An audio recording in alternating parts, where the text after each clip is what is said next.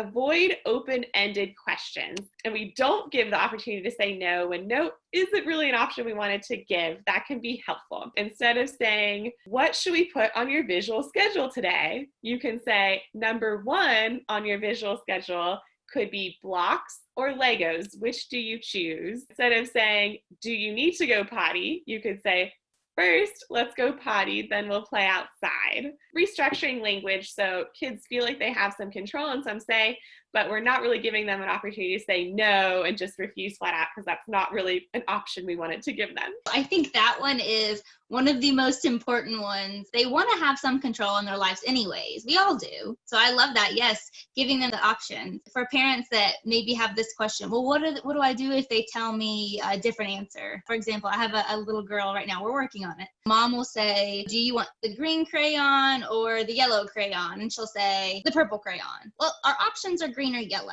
Which do you choose?